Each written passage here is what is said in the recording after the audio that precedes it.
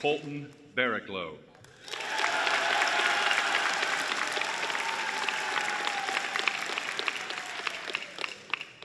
It is now my pleasure to turn the debate over to our moderators from the Hetuck staff for the debate. Gentlemen, good luck.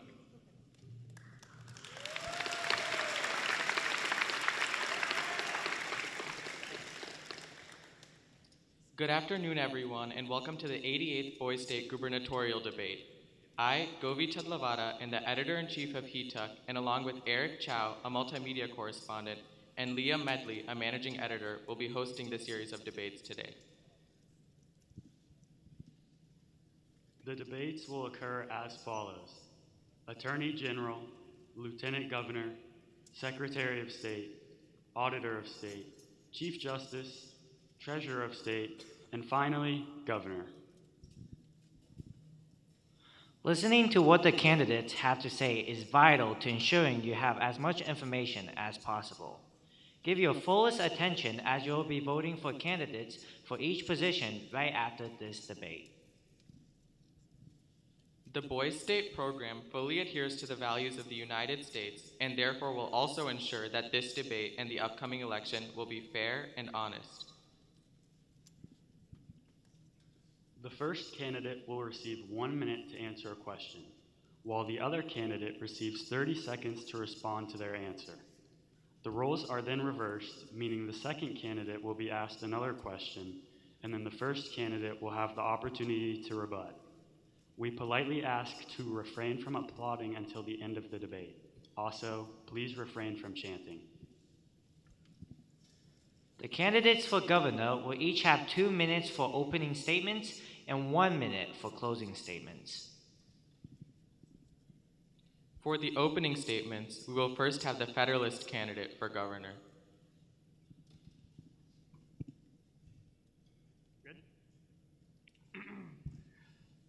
Good evening, everybody. My name is Nicholas Jensvold, but I'm sure that most of you know me as Nicky. I am from West Carrollton, Ohio, and at my school, we are the Pirates. And I have a joke that I love. What do you call a pirate with all of his limbs and both of his eyes? A rookie. So being honest, I've been with this wonderful band for the past couple hours, and I haven't had time to prepare for this. So I will be speaking to you guys from the heart. I just want to say congratulations to everybody up on this stage and everybody in the crowd. We are the cream of the crop, and you should be proud of yourself that you've made it here. I'm glad to say that I ran a clean campaign with no slander or libel, and I am very excited for this debate. I am here to represent you guys, and I have your best interests in mind. This is supposed to be a week to change a lifetime, and I believe that as your governor, we can make it happen. The future of this week is in our hands. So with that said, when things get sticky, vote for Nikki!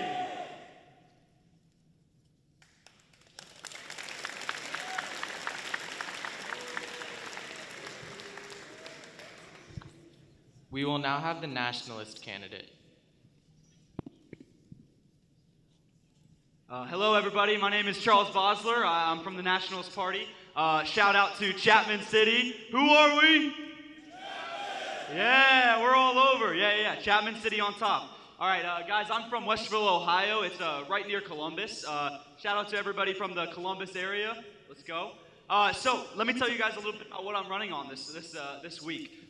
For me, I think that I'm very passionate about having unity in the government. So I love George Washington's farewell speech, where he really preaches on how political parties is a horrible idea. And I think it's kind of crazy that everybody just dismissed what our very first president had to say in his farewell speech. And we led to the government that we have today, where our greatest problem is how divided we are as a country. But the unique opportunity we have at Buckeye Boys State this week is we can show how the future can reflect just how we run the government this week. So the future can reflect our unity that we show here this week. So the way that we are able to interact with each other and the way we are able to bond together, no matter what party you are, is going to reflect the future and the leaders that we can become and the way that we can shape our nation to become.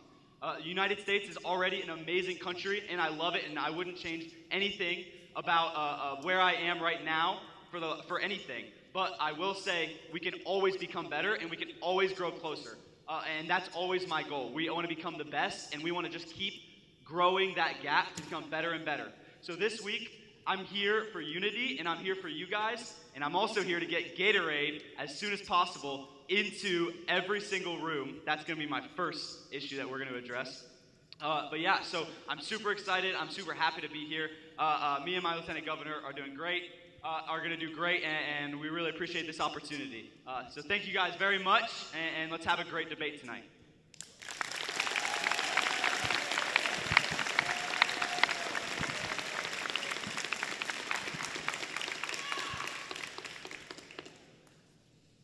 We will now be moving on to the questions. So first, starting up with Attorney General, the Nationalist candidate will now have 1 minute to answer the question. The Attorney General's office considers its mission to build trust between law enforcement and local communities a sacred duty.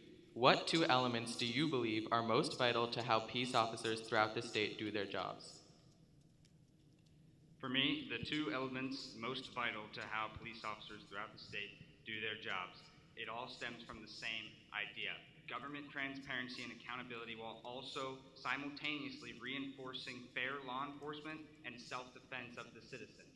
I believe that the citizens should have the ability to defend themselves, but simultaneously we should have enough trust in our law enforcement to do a good job, to do a proper job to keep the citizens safe.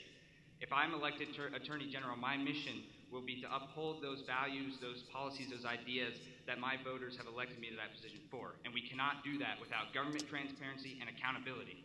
My second element is to, like I said earlier, supporting that law enforcement and self-defense. I want to elaborate on that. Like I said, the citizens have to have the ability to self-defend themselves. The government should not be the sole protector of them. That leads to dictatorship. I believe that the law enforcement should be fair and proper. Thank you.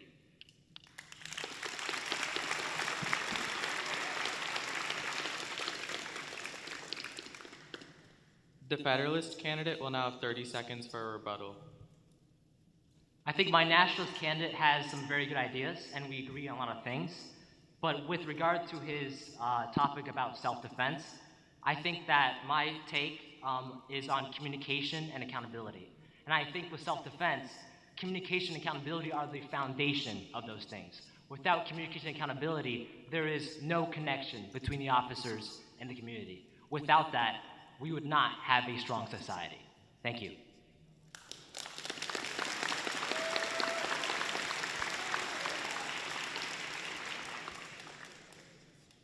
The Federalist candidate now has 1 minute to answer this question. Corruption is too often an issue in state politics. As the chief law enforcement agency in the state, how would you help to root out corruption among government officials, even those of your own political party? Corruption destroys trust in government, and trust is something we cannot afford to lose. If I'm elected Attorney General, my approach will be simple. The law always comes before politics. Whether someone is a Federalist or a Nationalist, they should be held to the same standard. If public officials abuse their power, they should be investigated and prosecuted. Ohio has seen some major cases of corruption in past years, like the House Bill 6 scandal. That scandal involved tens of millions of dollars that led to criminal prosecutions. As Attorney General, I will work with state investigators, auditors, and local law enforcement to identify corruption and root it out. Because government belongs to the people, not politicians. And if we expect citizens to follow the law, officials must follow it also. Thank you.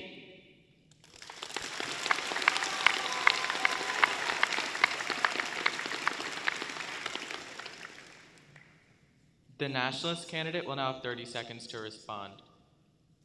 While I appreciate what the Federalist candidate said about trust in the government, the reality of the situation is that it all stems back from what I would do if I was elected. If I am elected as the Attorney General, I'm going to fight for the people, the common man, the majority of the people, and what their interests are. The policies that they want to have instituted into the society are what is most important to me. Not my own personal beliefs, not my own personal opinions. The people I represent, I believe I'm a public servant of the people. Yes, the government should be held accountable and should follow the law. However, we should also expect the people to hold us accountable because I am their servant as an elected official. Thank you.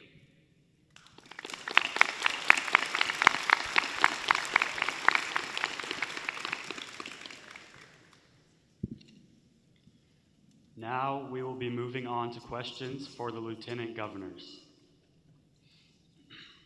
The Federalist candidate will now have 1 minute to answer the question.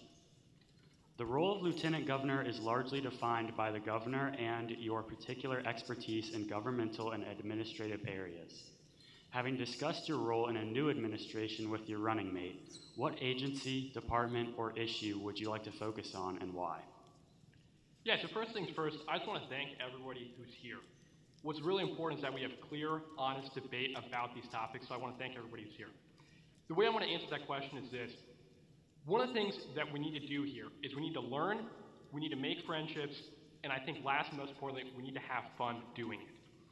Our first position would be to institute a Department of Recreation, a place where we can bring up ideas on fun things that we can do as a state, as a city, and as counties. I think that this is going to be very important, and I think the way we're going to do this is we're going to have a new federal position in the state where we'll have a director, and then we'll take representatives from each city and from each county on things that we want to do. So I want to end by just thanking everybody again. I want to thank our nationalist candidates as well. I think we need to be unified in our stance. Thank you.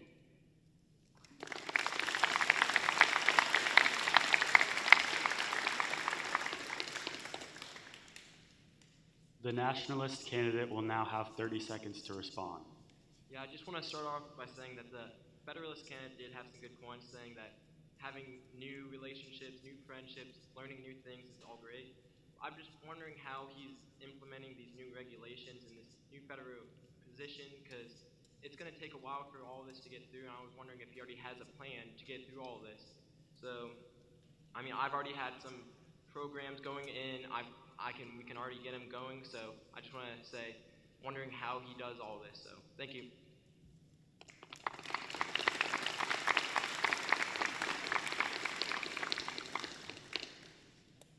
The nationalist candidate will now have 1 minute to answer this question.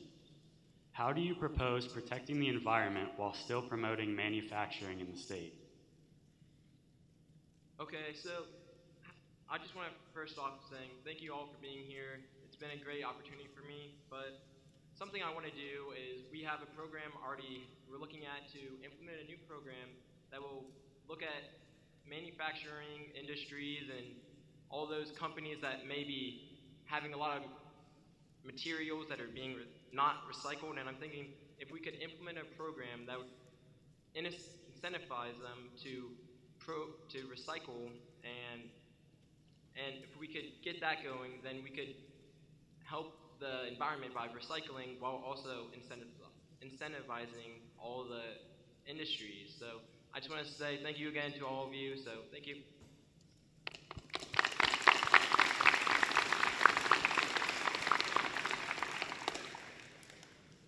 The Federalist candidate will now have 30 seconds for a rebuttal.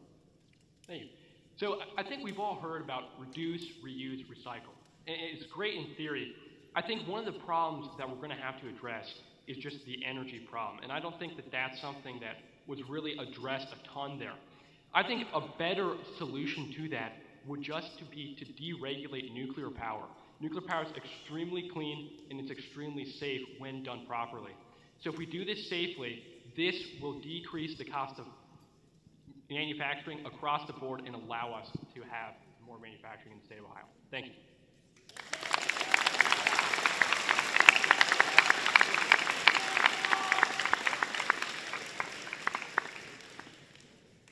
Now we will be moving on to the questions for the Secretary of State. The nationalists will now have 1 minute to answer this question. Some states have appointed their Secretary of State, believing the position should be nonpartisan in nature due to its oversight of elections. What are your thoughts on an elected versus an appointed one? Well, I think my thoughts on this question are pretty simple. We're running as an elected Secretary of State position for this, and I've had to run a bipartisan campaign for this. I think if I was an appointed position instead of an elected one, you would have the Secretary of State being partisan to one party rather than being bipartisan in nature. So I think that when it comes to this question, when it comes to being whether an elected Secretary of State or an appointed one, the appointed one is going to be more partisan because they're going to cater to their party who's running for governor. If it is an elected position, they will have to cater to moderates, to independents, to Democrats or Republicans, nationalists or federalists. So I think because of that, the campaigning factor, you are going to have a more balanced and more bipartisan Secretary of State thanks to an election. Thank you.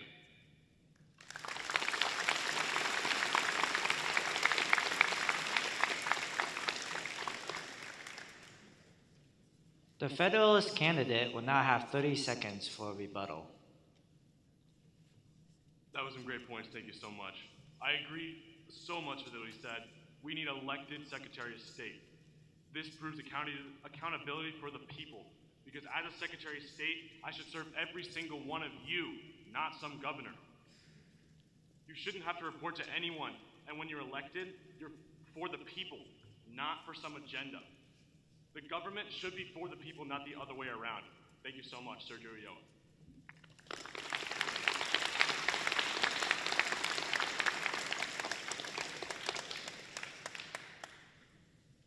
The Federalist candidate now has 1 minute to answer this question.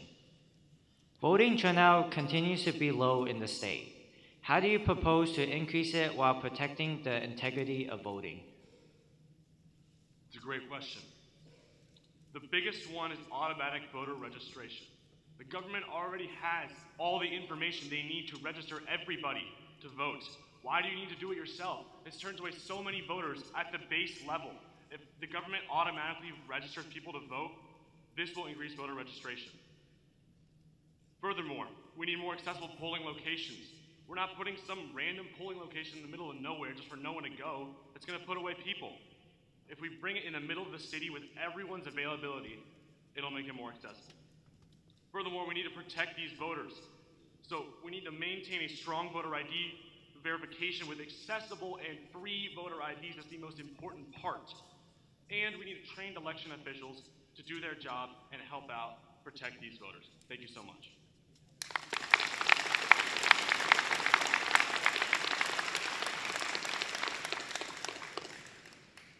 The nationalist candidate will now have 30 seconds to respond. I think there are many points that my opponent made that I agree with. However, I think that there are some efforts, like with city locations. I mean, have you ever been to Columbus in downtown traffic? It's pretty hard to get there. And then I would also think that we need to, I like the idea of automatic voter registration, but just because everybody's registered doesn't mean they're going to vote. I mean, if you have a holiday with it where everybody's registered, turnout is not going to improve. So I think that when it comes to it, he makes excellent points, but I think there are slight changes we need to make to his points. Remember, Harry for secretary.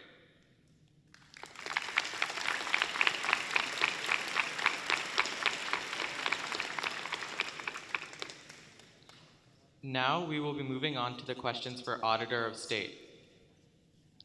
The Federalist candidate will now have 1 minute to answer this question. With an increase of computer crimes being initiated both inside and outside government offices, what steps would you take to stop this illegal activity? Hey there, hi there, ho there, my fellow delegates. I'm Noah Obringer, but I'm sure most of you already knew that. Now, for the question at hand, in order to stop computer crimes, we need people who understand how and what is being used to cause them.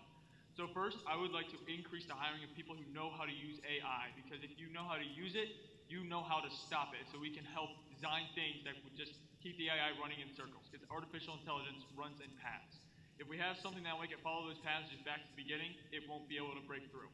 Now, secondly, I would hire people who know cybersecurity, because plain and simple, if we enhance the security, it is harder to hack. And it's harder to hack, it's harder to cause these computer-based crimes. And with these cybersecurity experts, I would also like to hire computer and software engineers. People who know how to build it will know how to build it well. And now, for funding all of this, I would ask the Treasury and not take any money from you guys without letting you know where it's coming from. My main platform is letting every taxpayer know where and what their money is being used to fund. Thank you. No Obringer.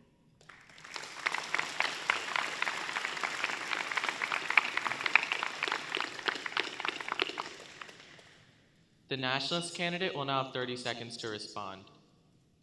I think that my opponent makes some great points, but it comes at the expense of a lot of the rights of the people. Now, I am very against AI, but I think limiting its usage is just a severe, like an infraction on our rights. Like, we should have the right to use the technology that's accessible to us. It should not be limited to people that are in official positions. And then on his thing of security, he makes a lot of great points as well. Thank you.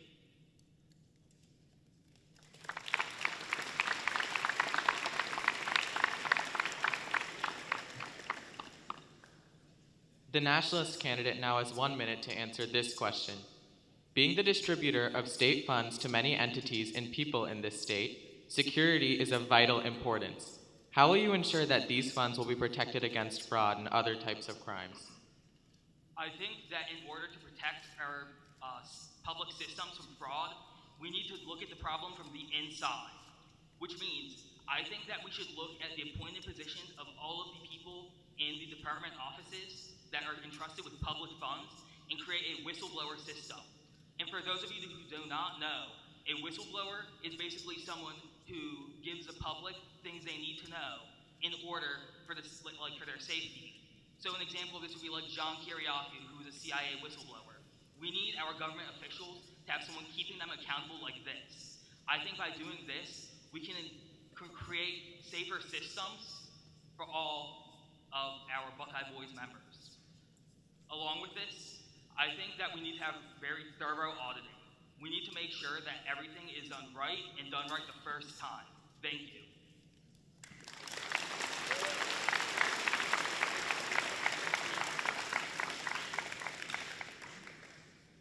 The Federalist candidate will now have 30 seconds for a rebuttal.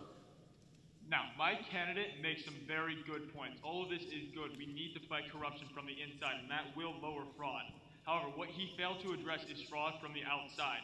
What about foreign intelligence units who want to get into our government's funding? That is why we need to have people who know how to build this stuff. And another way to help stop this is bringing back some handwritten letters to the absolute highest level of confidentiality and having the hand delivered if it's reasonable, of course. Now, thank you. No Obringer, State Auditor.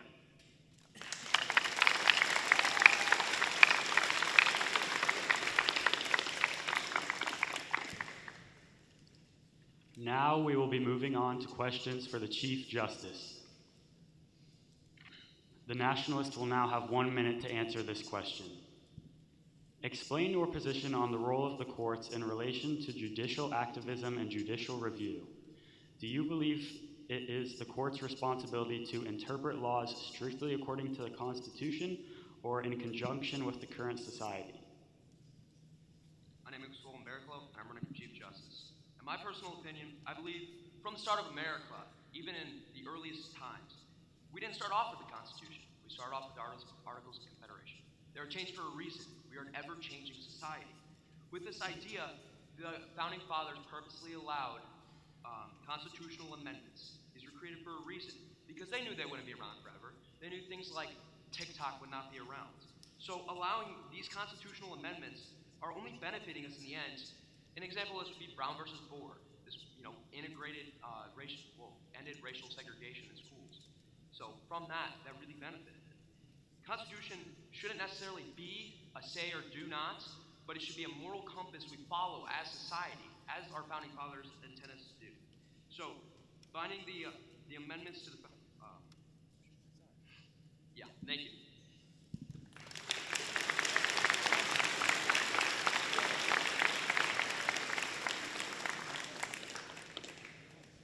The Federalist candidate will now have 30 seconds for a rebuttal. Hello, my name is Thomas. I'm running for Chief Justice. My opponent makes some great points. He's talking about the amendments and our founding principles. And these are all great in theory. However, what he fails to mention is there are times in our history, there's times in America where the disenfranchised aren't looked upon favorably. They aren't looked upon in a way that actually helps them. Thus, with judicial review, it is important to allow for our judges, our courts, to not only listen to our states, not only listen to our people, but also look to the people, look to the disenfranchised, and help them as well. Thank you.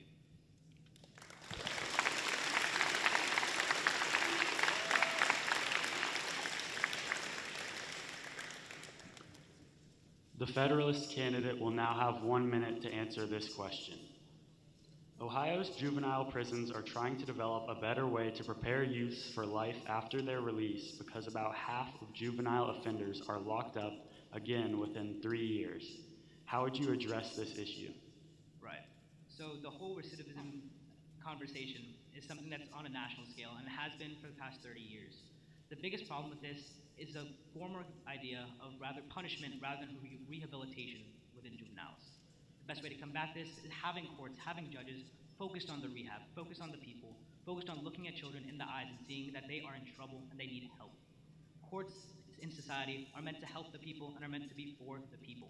Thus, when we're looking at this, we have to understand that it is our judge's job and duty to look through this in the eyes of a child. Additionally, all this really comes down to is legislation as well.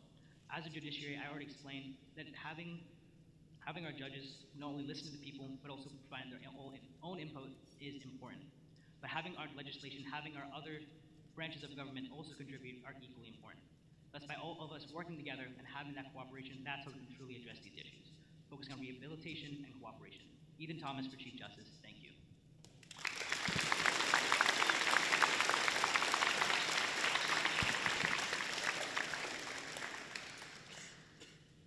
The nationalist candidate will now have 30 seconds to respond.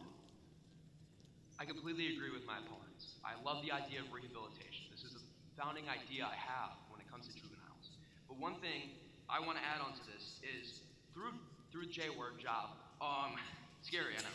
But in this process, you can't just send and say, oh, there's going to be programs. I want to implement and confirming job programs in juvenile facilities, getting them the diplomas, the degrees, the trades they may need, but also confirming it in society.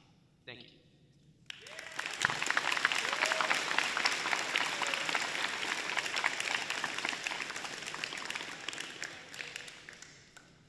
Now we will be moving on to questions for the Treasurer of State. The Federalist candidate will now have 1 minute to answer this question. It has been suggested to eliminate the state income tax. Explain if a state sales tax could replace income tax revenues in the state and if it would be economically equitable for all citizens. Yes, there are multiple ways to answer this question, but I like to run on simple ideas. And to start out, we as the people are overtaxed already, and Ohioans that own land are already overtaxed. So eliminating state tax is a very good idea in our opinion. Now, focusing on rooting out fraud and waste in state programs like welfare and food stamps can help us get to that point without completely eliminating it. Now, reducing the size of government is also a point that we believe in. We have a large government in Ohio and many other states that control our taxes and bear down on us. Having a smaller and more local government seems to be better to help with these taxes, and spending less at a state level will be the best idea for this accomplishment.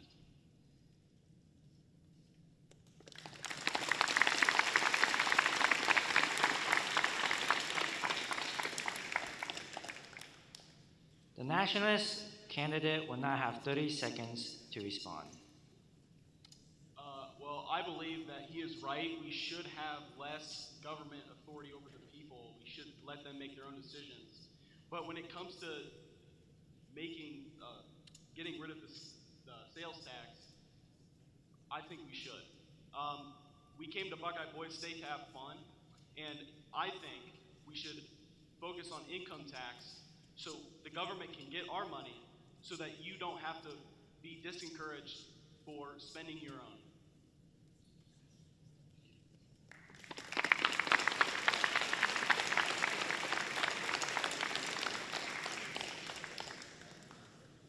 The nationalist candidate now has 1 minute to answer this question.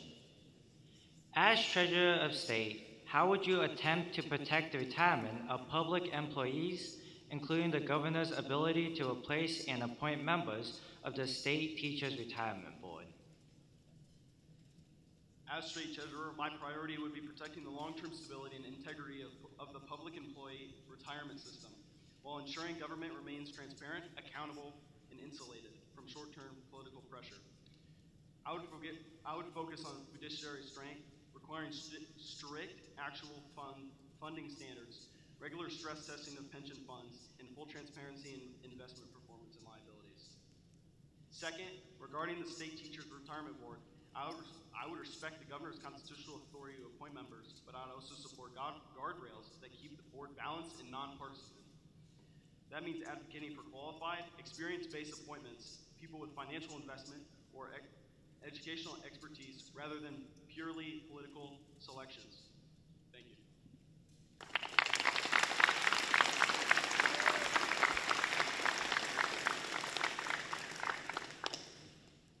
The Federalist candidate will now have 30 seconds for rebuttal. I agree with many of the ideals that he presents. Now, to get down to the meat of this, keeping it simple, we need to ensure these promised benefits are protected for not just the current, but the future. People want to look at retirement and be happy with what they can have. And they need to know that this is what they're going to get. It needs to be insured, the future and the present. So making sure we have the right insured to keep what they know they're going to have is what is best for the people.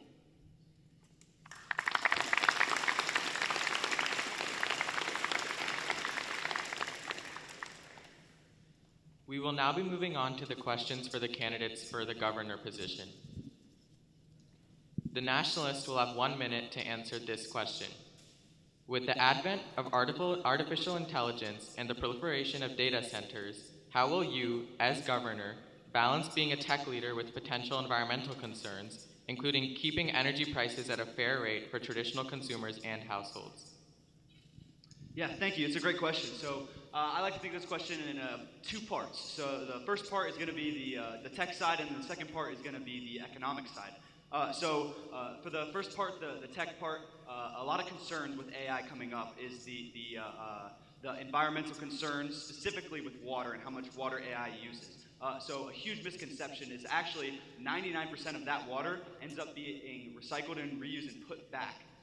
So it's not as much of a concern as a lot of people will. But with that, we will, but then moving on to the economic side, I'm always trying to stimulate the economy. So the way we can do that with AI is by means of investing and supporting research and development, as well as entrepreneurs by humans. So what I'm saying there is basically we will support AI companies, but specifically entrepreneurs that will help keep advancing the economy so that Ohio as a whole can continue to grow as the economy. Thank you.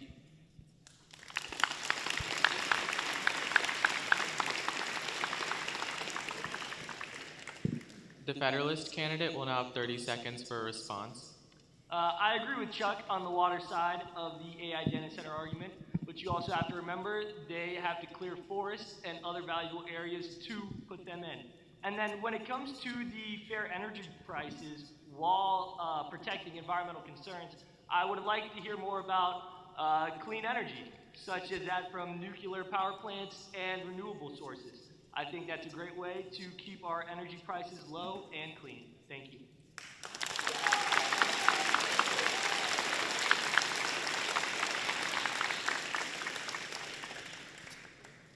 The Federalist candidate now has 1 minute to answer this question.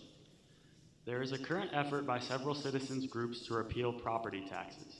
Property taxes are the main source of revenue for many facets of society, fire and police protection and education being prominent.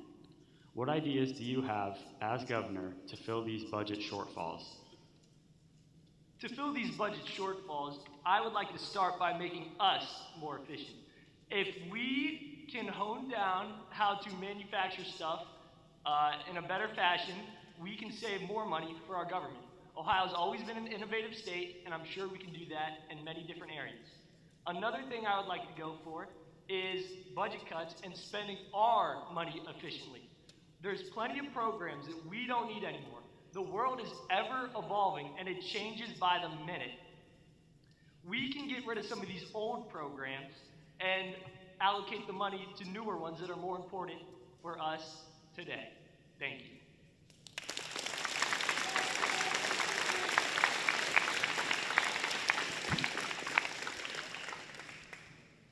The nationalist candidate will now have 30 seconds to respond. Yeah, I love this question about property taxes. I think it's a really pressing issue right now in our economy, considering how we are in a housing epidemic where it's really hard to buy houses. And I think Nikki had some great points. But one thing I would love to hear him clarify how he specifically plans to improve us specifically. Is that by means of improving an apartment and making new planks, or what means is that? And then also, where are we cutting from? I sure don't want anything to be cut from my food or anything like that, something that's going to affect me. So there are plenty of places we can cut, but how?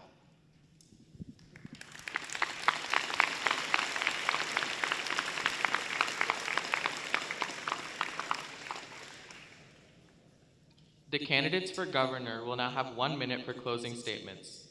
First, we will start with the nationalist candidate. Yeah, thank you. So I want to start by clarifying something I breezed past in my opening statement, which is the Gatorade bill.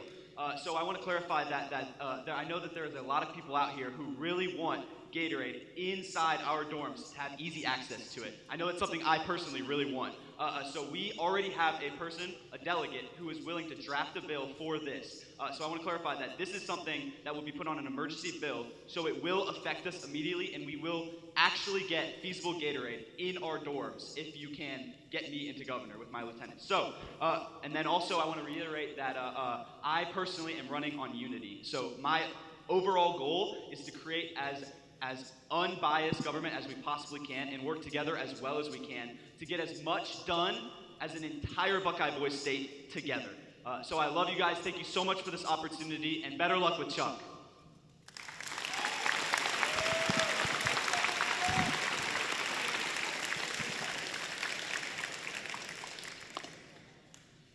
Now we will have the Federalist candidate. Awesome. I wanted to get in on some of the standing up action, so here I am. I want to say great job, everybody. I thought it was a great debate. I do want to touch up on the recreational side that my running mate, John, talked about earlier. Again, we would like to have a ton of fun, and one of our first jobs, once we get into office, will be to get that Department of Recreation put in. We will obviously appoint a head of recreation, and we will get events that everybody can attend, such as kickball games, or, I was told to bring a swimsuit, so maybe some swimming, just recreational things. And it doesn't have to be sports. We could do a chess tournament for all I care. So that's great. Awesome. I appreciate your guys' time. One last time. When things get sticky, thank you.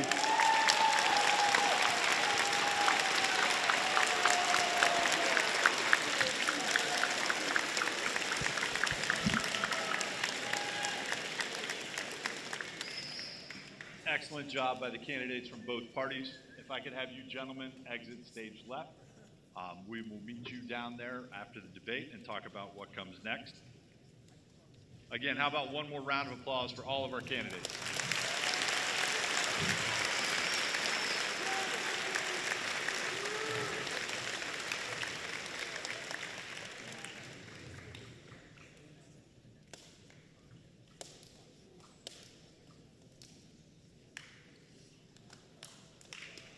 At this time, it is my pleasure to introduce President Crawford of Miami University. He has a very special announcement about a new program that he has been integral in bringing to Buckeye Boys State. So please join me in giving a warm Buckeye Boys State welcome to President Crawford of Miami University.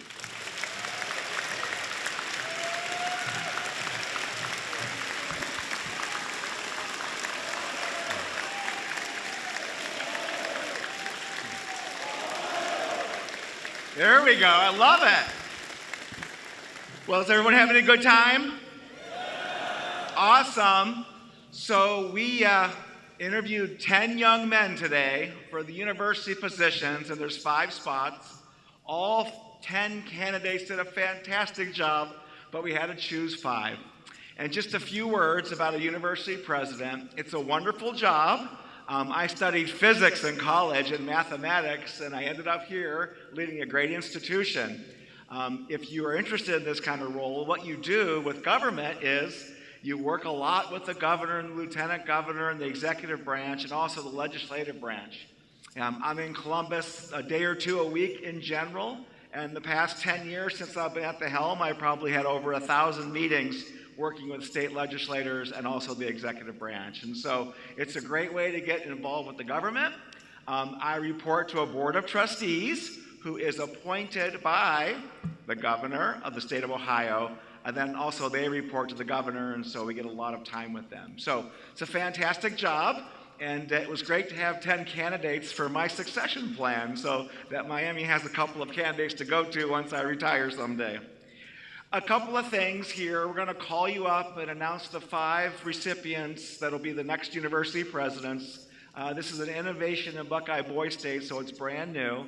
And then just to sort of cement this, what I have here for each of the university presidents is a medallion. It's Miami University's President's Medallion, and it has the seal of our university on the back with the Latin phrase prodesse quam conspici, which means to lead with humility. And then the necklace in which this is around is from the Miami tribe. It's the ribbon work, as the name of this university is named after the tribe that once stood on these lands.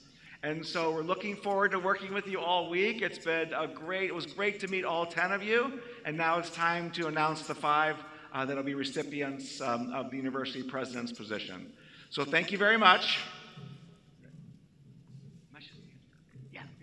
Okay, when I call your name, you can please come up and receive your medal, and congratulations on being chosen as university presidents.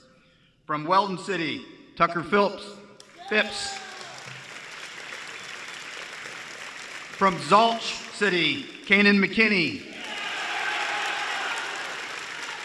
From Weldon City, Colin Gillian.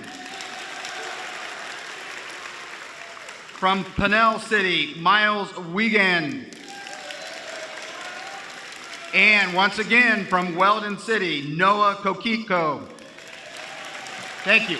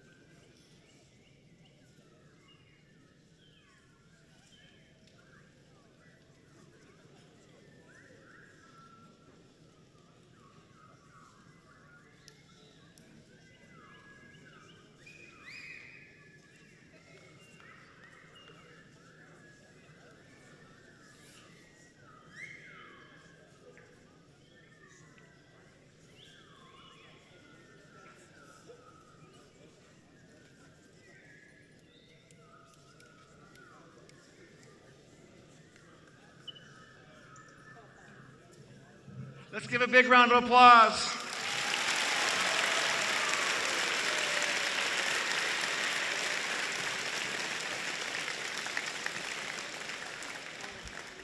Thank you again to President Crawford and Miami University, and congratulations to the inaugural Buckeye Boy State University presidents.